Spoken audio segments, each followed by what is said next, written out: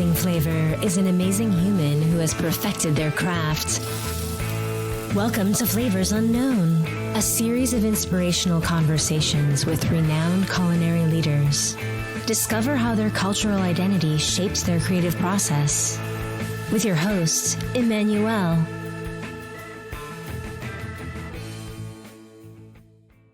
Hi, Chef. How are you? I'm good. How about you? I'm very good. Thank you. Thank you for joining us on Flavors Unknown.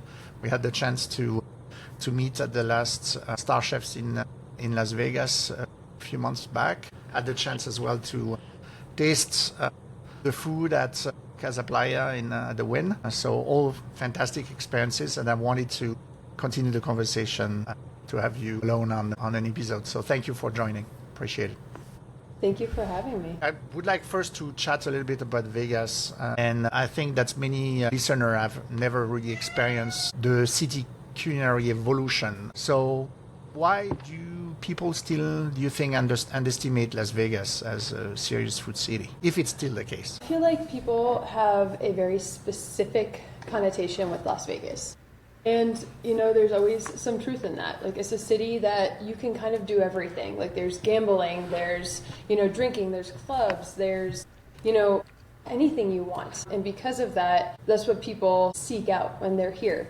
However, I would say, since I've been here for the last 6 years, and even in the last 10 years, there's really been a shift. Las Vegas has changed from being a city where you can just kind of do anything, like The Hangover, to like a place where people take more seriously. It's an actual culinary destination. It brings a lot of people in. There are so many chefs and so many resources in this city, and it brings a lot of people in. And once, like, whether it's a Gordon Ramsay restaurant or a Thomas Keller restaurant or Jose Andres restaurants, and then these people, these chefs, these culinary or F&B leaders come in, and then they want to do their own thing, and they'll open something off strip, or they'll open something of their own, and they continue to bring that talent and foster really unique experiences in the city. I think especially since the pandemic, you've seen a really big uptick in like super creative chef-driven concepts, and it's really cool to be a part of. Yeah, I really experienced this feeling of community when I came for the Rising Star Star Chefs event, which I have to say I didn't know. I've spent time in Las Vegas, and yes, I have as well went to different places in outside of the Strip, but I never felt that strong community the same way I felt it when I had a chance to talk with all of you. Especially what was interesting is to see the different neighborhoods. And so do you have any maybe suggestion for visitors, which neighborhoods that they should explore beyond the Strip? Yeah, so my two favorite are Chinatown and the Arts District. I live in Chinatown. It's really fun, and people underestimate how big the Chinatown in Las Vegas is. And you really can hit on everything. There's a lot of Korean restaurants, a lot of Japanese restaurants, Chinese restaurants. There's been a really big wave of Filipino food happening here in Las Vegas. The Chinatown here is no joke, and it's really unmatched to any Chinatown I've really experienced, and it's literally right off the Strip. You drive less than a mile, and you're just going to hit on Spring Mountain, like off of Sands, you're just going to hit restaurant after restaurant after restaurant, and it's so unexpected. And I remember when I first did that drive, when I moved to Las Vegas, it was like dark, we were going go-karting, and I was just like, what is this? Like, there's so many places I want to go, so many things I need to experience, and I feel like there's not enough time to get them all. It's really cool. And then, of course, the Arts District. We spent a lot of time down there for Star Chefs. We went to Ada's, we went to all of these different places, and I really love going down there.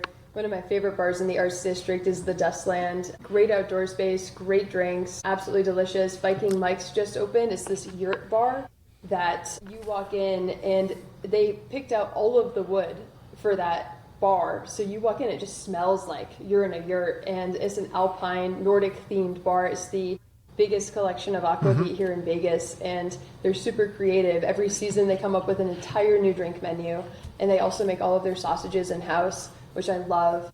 And then a little bit off of the Arts District is this bar called Jive Turkey, where it's like really an industry bar. It's open late, they have a great food menu, and it's just like a place where all the chefs hang out. It's awesome. What's the name of the bar you said? Sorry, I didn't catch it. It's called Jive Turkey. Oh, jack turkey. Okay. Okay. And then what was your, let's say, recommendation for on the Chinese district? So in Chinatown for lunch, I really like going to this restaurant called Chimon. They do tempura and onigiri. And you walk in, they give you a little basket, and you fill it with all of these different onigiris, and they're so good. And they'll change it seasonally, but they always have their staples.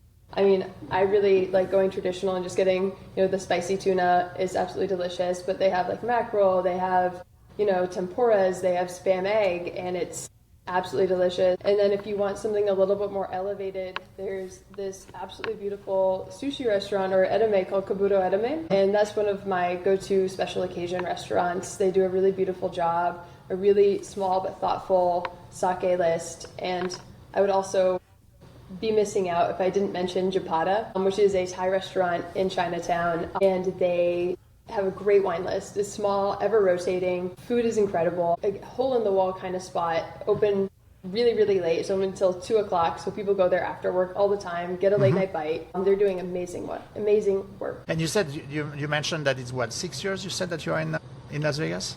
Mm-hmm. So what really did surprise you when you arrived? When it comes to the city or food scene, when you arrived 6 years ago? So I moved to Vegas from New York. Yeah. And it was a very weird time to move to Vegas. I moved here at the beginning of 2020, and then the pandemic happened and the world shut down. So I feel like when I moved to Vegas, I really did not get an accurate idea of what the city was. Like at the time, you could walk to Las Vegas Boulevard and walk down Las Vegas Boulevard and not see a soul. Like you would be walking with ducks. It was really weird.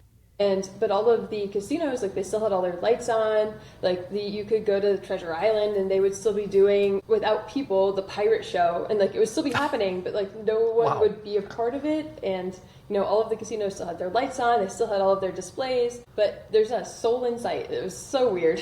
Like a ghost town, like the movies that you see. Ghost town. Seriously, It was really weird. So I can't say that my first even 2 years in Vegas was normal compared to what other people might have experienced. But once we came out of it and we opened Casa Playa and, you kind of become a bigger part of the community once, you're more established. It's really, I found it to be quite unexpected and really enjoyable. Okay. So before you go to Casa Playa, explain to me a little bit your in fact, a connection with Mexican food, because I know obviously you were at Cosme in New York, but there's a moment where I just want to understand a moment like where Mexican food stopped maybe being like something that you love and so on, but something that you felt that you wanted to cook and be responsible for. So I came into cooking Mexican food by chance. I wasn't seeking it out. And I didn't know anything about it. I had never really experienced Mexican food for what it really is until I started working at Cosme. And I went in there, I was 24, 25 years old, and you have a big ego. You're like, I've been a sous chef at a restaurant, blah, blah, blah. And it was a very humbling experience. I walked in there, I knew nothing. I couldn't even tell you what a guajillo chili was. I knew nothing about masa. I had never had a fresh tortilla before. I had never had real mole before. So I went in with a clean slate, and I knew a lot of things, but I knew nothing about this cuisine.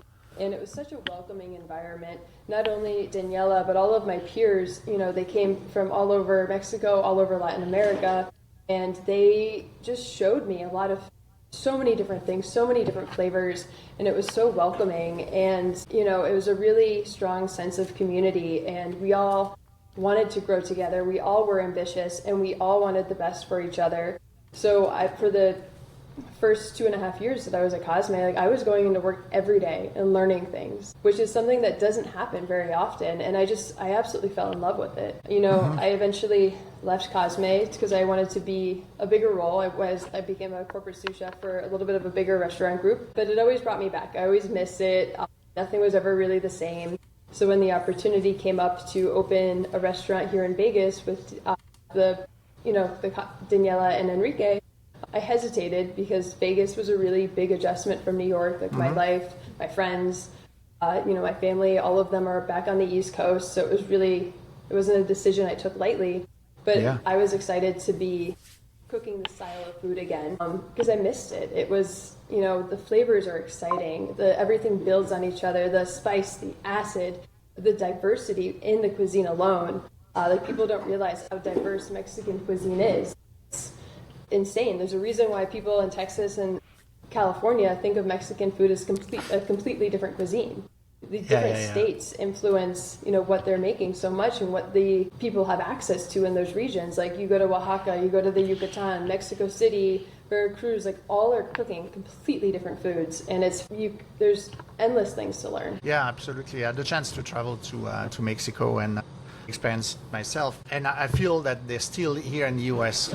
Somehow that the regional Mexican cuisine is still underrepresented. So it starts a little bit pockets after pockets with different part of the U.S. when you see some influences from different regions, but still I don't think it's really really well known. So talk to us a little bit about the concept of Casa Playa. Yeah, Casa Playa is a coastal Mexican restaurant, which is so funny because we're in a landlocked desert.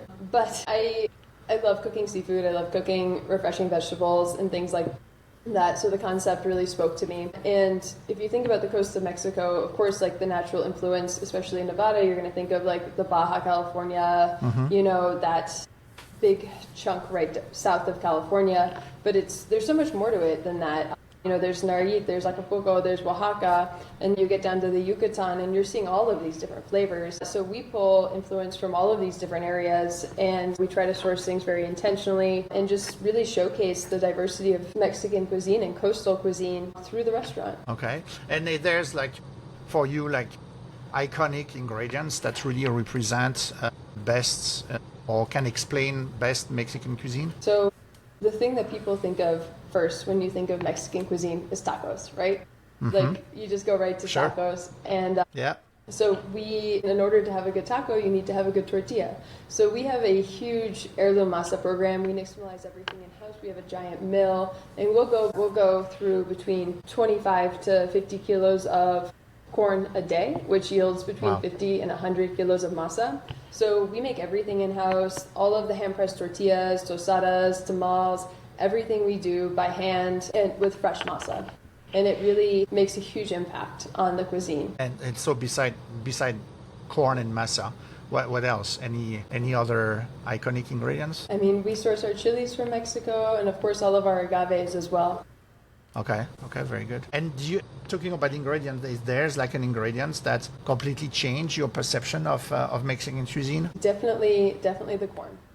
When you have fresh tortillas, it is I'd only ever experienced store-bought tortillas, and they're bland and boring. They tasted like cardboard. There's no love, no texture, no flavor. But we go through, in a month, we'll bring in 6 to 9 different varieties of heirloom corn and cook them, and we use them with different intention. So we mill all of our corn with the intention of making tortillas. But some corn is better for different purposes. So, some corns are a little bit more dry, and we're in a very dry environment. So we'll mill this corn to make tostadas, or mill these to make tlayudas, because we know that it will dry out very well and will get nice and crispy. But just the diversity and the flavors and the things that you can do with masa is endless. And just being able to play around with these really fresh ingredients and see what you can do with them. I think that you had the masa pancakes when we were there. Yep. Like I said, we do for breakfast and for late night, we'll do tacos, we do tamales, we do machetes, we've done little sopecitos, we do chochoyotes, and all of these little masa treats, and it's really fun. And do you think that's because it's in Vegas, that's the people that are coming to the restaurant have a completely different expectation compared to when you were at Cosme, for instance, in New York? And if it's true, then what is that difference? So the thing that's interesting about Vegas is in New York, people I feel are used to experiencing really elevated dining, and they have access to it, and at all different price points. In Vegas, our clientele is the entire world. People from all over the world come to Vegas. So, as we're putting together the menu, we want to make sure there's something for everyone, because not everyone is going to want all of these very thoughtful and maybe unique ceviches or like a fish they never heard of. Like, you know, we also have enchiladas and queso fundidos. So like as you're looking through the menu, we make sure there's something for everyone. You know, we want to make sure. So how do you do that as a chef when you started there and then you had to start thinking about like the menu? How do you identify and make sure that you have that variety in the menu and which item to select versus others? Maybe it's a naive question. Sorry, I'm not a chef, so that's why I'm asking it. I mean, you look at the other restaurants that you have around you, like we always do comp sets for other Mexican restaurants, and that's helpful. And it's also, you know, we want to make sure we're unique. We don't want to be like Javier's. We don't want to be like Viva. We don't want to be like Contramar. Like we are Casa Playa. We're our own restaurant.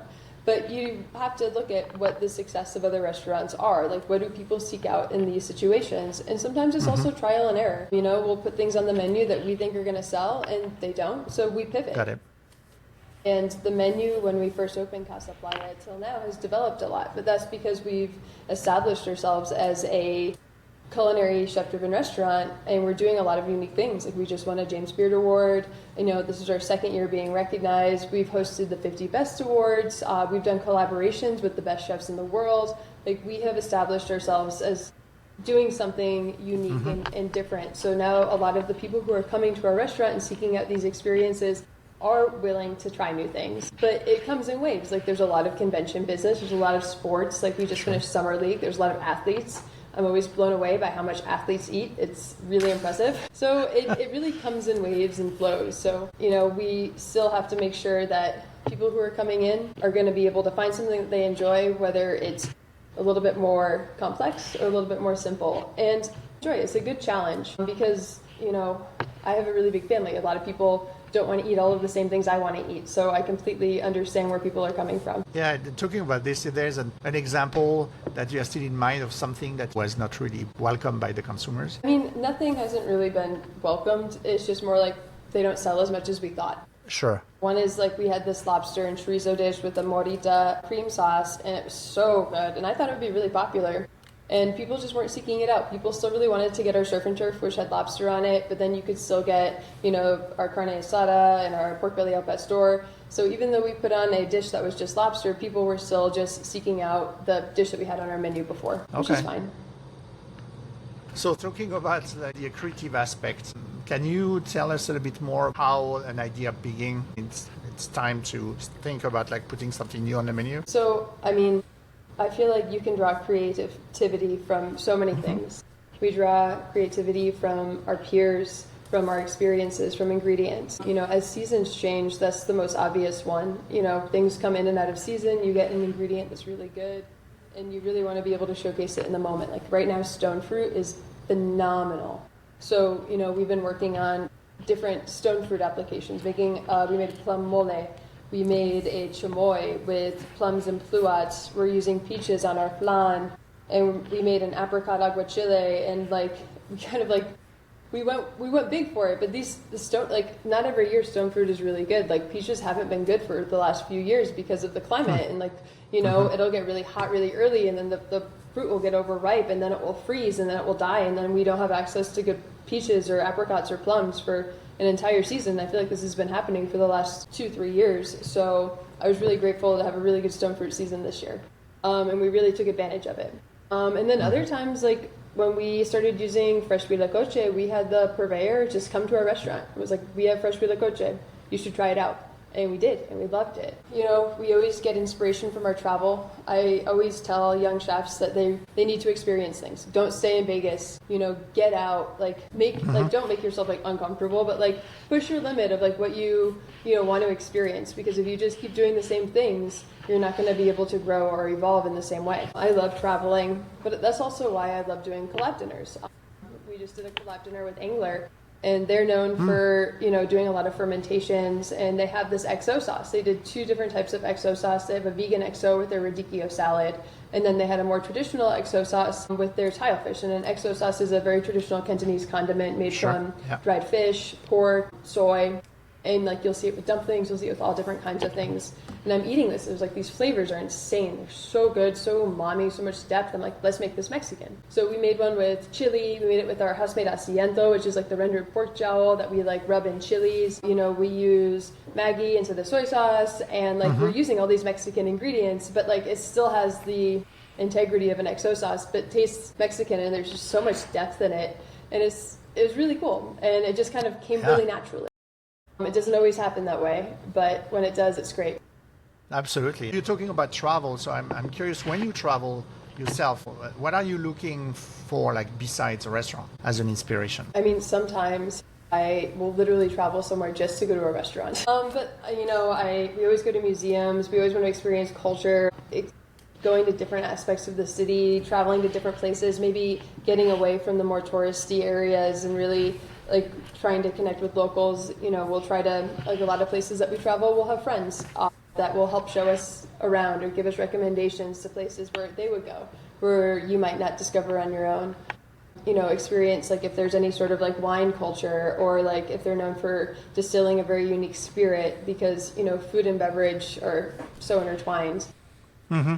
But it's kind of limitless. You can find inspiration from many kinds of things.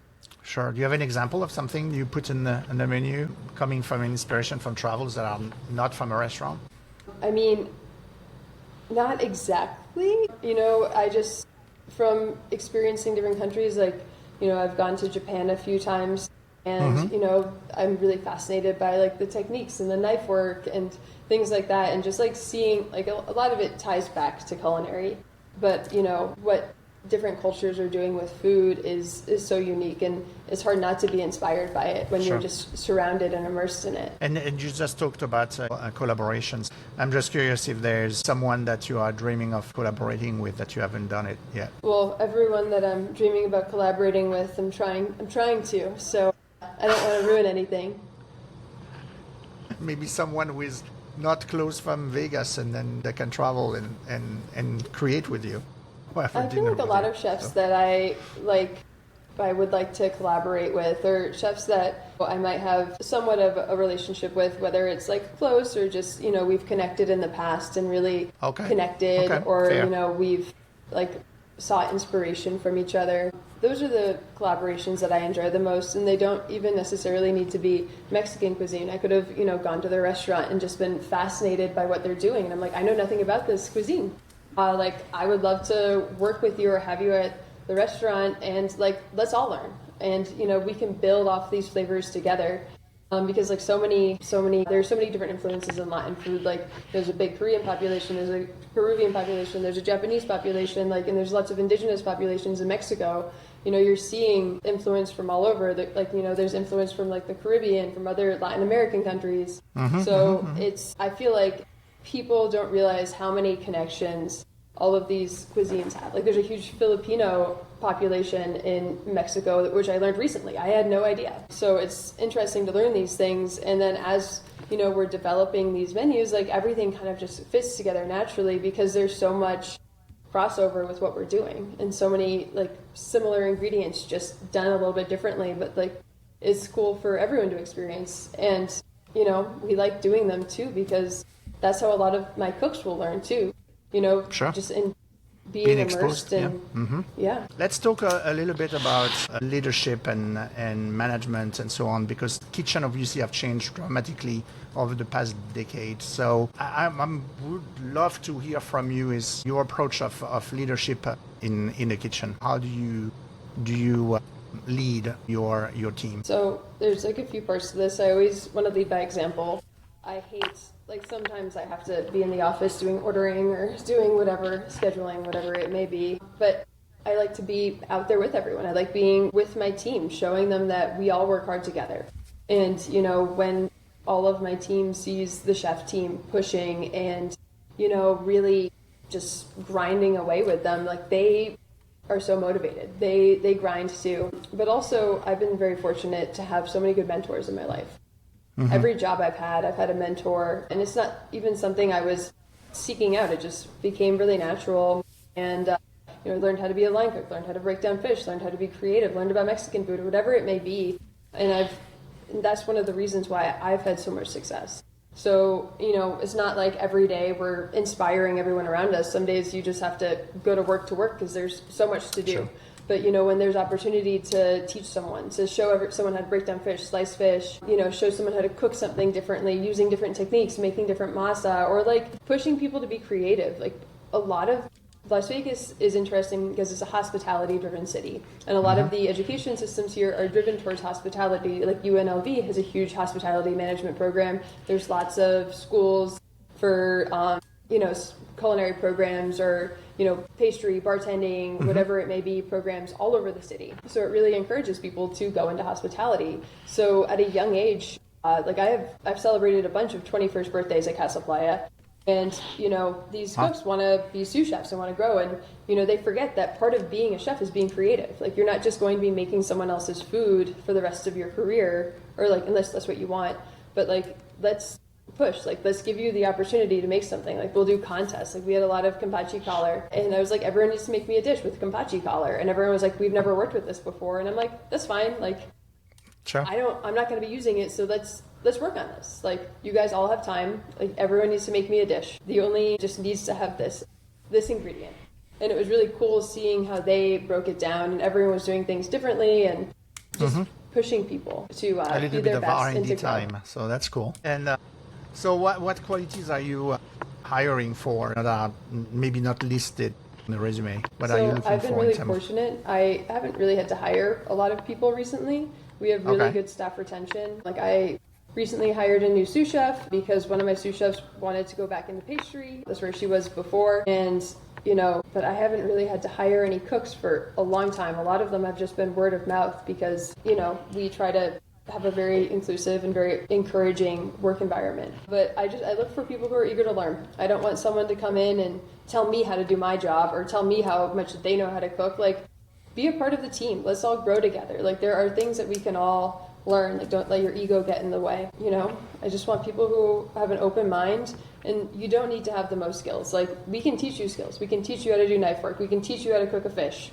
We can teach you how to work on the line. But if you aren't willing to try, then you don't really have a place here. Okay, but don't you think that those skills, they would have got that from like their education and the culinary school, for instance? I mean, not everyone has a culinary.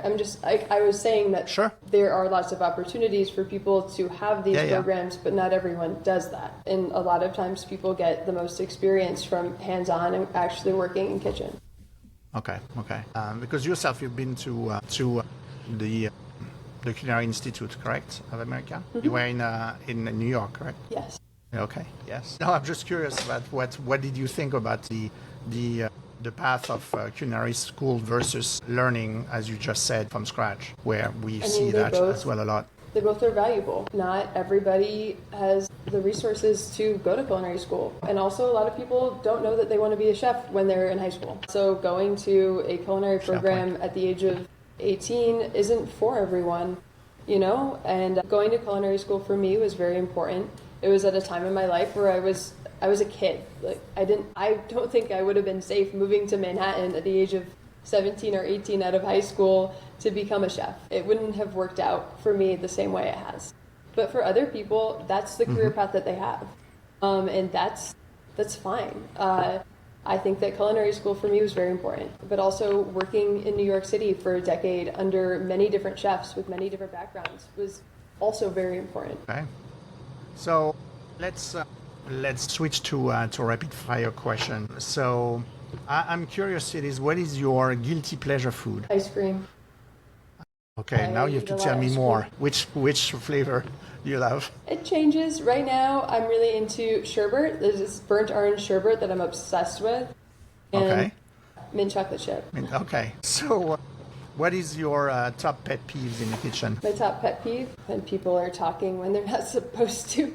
Like, you're like, hey guys, we're going to fire a pig. And then someone walks in the kitchen and just starts talking as loud as they can. And it's just like, oh my God. It's never the cooks. It's always someone who isn't aware of what's going on. Okay. I have to ask you, in terms of tortilla, are you corn or wheat? Always corn. It's corn. I knew that answer. And what is your best street food? My best street food?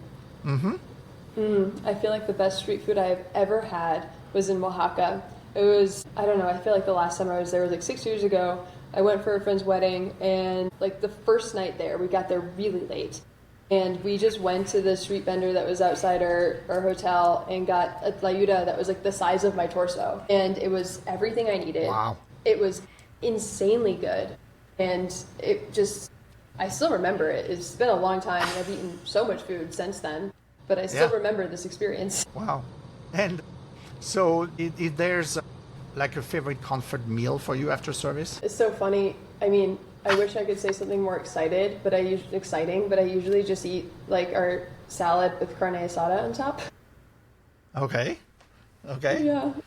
My team always makes fun of me because I just eat a lot of crunchy vegetables. Exactly. That's funny. And we talk a lot of trends when we talk with chefs and so on, but there's for you a most like overrated food trend? Making food just for social media and not for flavor. Okay. So how is your relation with social media? Because it's a blessing and a curse. We know it's a double-edged sword, but yeah. I mean, I'm on Instagram a lot, guilty. But what I don't like is like we make so much good food at Casa Playa, and like we have this one dish that's very Instagrammable, and it's not a bad dish at all. But people are obsessed with it and order it and then don't eat it, and they just do it for the Instagram, and then it's just like a huge waste. And it's like, don't waste food. Guys, like order food you're gonna eat. Like there's so many good things on the menu. But that was the assignment, so here we are. But you never had like someone arrive at the restaurant and say we don't want to pay because we are an influencer? No? No, you didn't they have don't do that. that. Okay, they don't do that. They know better. Okay, good. Yeah, not at the Win. Yeah, not at the Win. Yeah, okay, good.